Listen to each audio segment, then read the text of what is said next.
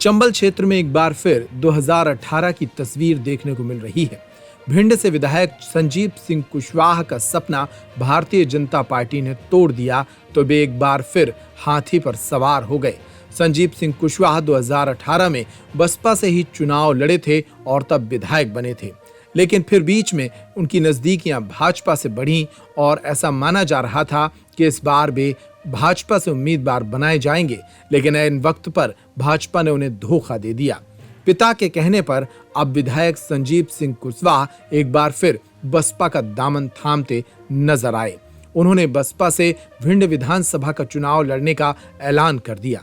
संजीव सिंह कुशवाहा भिंड विधानसभा में भाजपा से टिकट कटने पर काफी नाराज हैं। उन्होंने अपना नामांकन दाखिल करते हुए एक बार फिर अपने बागी और तीखे तेवर दिखाए हैं और भाजपा को सबक सिखाने की बात कही है। गौरतलब है कि भाजपा ने भिंड विधानसभा से नरेंद्र सिंह कुशवाहा को मैदान में उतार दिया है, जिससे संजीव सिंह कुशवाहा खासे नाराज हैं।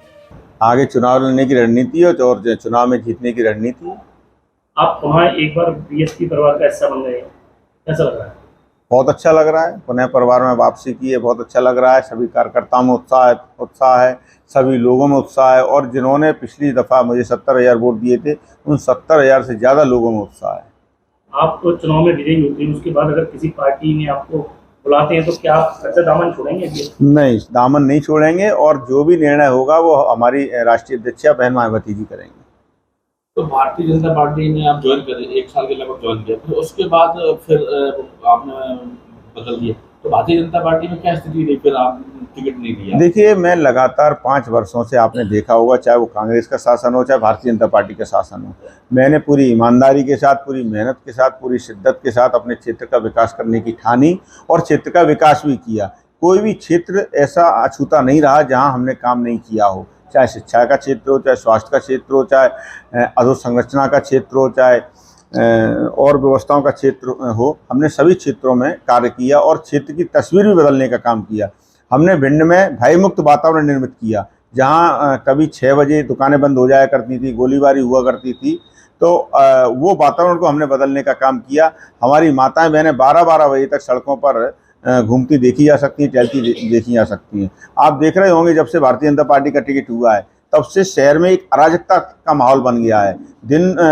रोज आए दिन गोलीबारी होने लगी है, लोगों को धमकाया जाने लगा है, व्यापारी चिंतित होने लगे, घबराने लगे हैं कि या तो भिंड छोड़ना पड़ेगा या अपने अपने प्रतिष्ठान 5 बजे बंद करने पड़ेंगे। ऐसा माहौल सिर्फ टिकट होने के बाद ही बन गया है।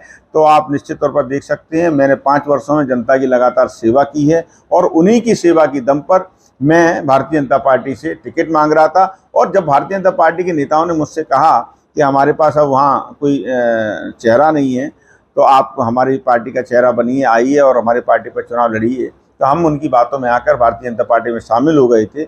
लेकिन उन्होंने हमारे साथ विश्वासघात किया और जब उन्होंने विश्वासघात किया तो एक बार फिर बहन ने मेरी रक्षा की, मेरे स्वाभिमान की रक्षा की और उन्होंने, बहन मायावती जी ने, मैं उनको बहुत बहुत आभार व्यक्त करता हूँ, बहुत बहुत धन्यवाद देता हूँ कि उन्होंने मेरी गलती को, मेरी भूल को क्षमा करके एक बार पुनः मुझ पर विश्वास जताया और मुझे आशीर्वाद प्रदान किया। देखिए, कभी कभी जीवन में ऐसे क्षण आते हैं, निश्चित तौर पर ईश्वर जो करता है ठीक ही करता है। जब बीजेपी ने हमको टिकट नहीं दिया और बीएसपी में शामिल होने के बीच में बहुत ही अंतर्मन में द्वंद्व था कि क्या किया जाए, क्या नहीं किया जाए। कुछ समर्थक कह रहे थे चुनाव लड़ा जाए, कुछ कह रहे थे नहीं लड़ा जाए, लेकिन ज़्यादातर समर्थकों की सोच यही थी चुनाव लड़ा जाए। तो जब हमने ये तय किया चुनाव लड़ना चाहिए, फिर हम बहन जी के पास गए, उनसे माफ़ी मांगी। उन्होंने कहा कि चलो ठीक है, जाओ मैदान में और एक बार फिर से जीत कर आओ।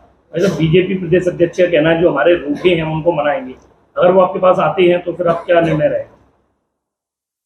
मुझे लगता है 16 तारीख को शायद आखिरी लिस्ट जारी हुई थी भारतीय जनता पार्टी की, ऐसा ही है, 16 या 17, 16 ही है, 15 या 16 हो सकती है।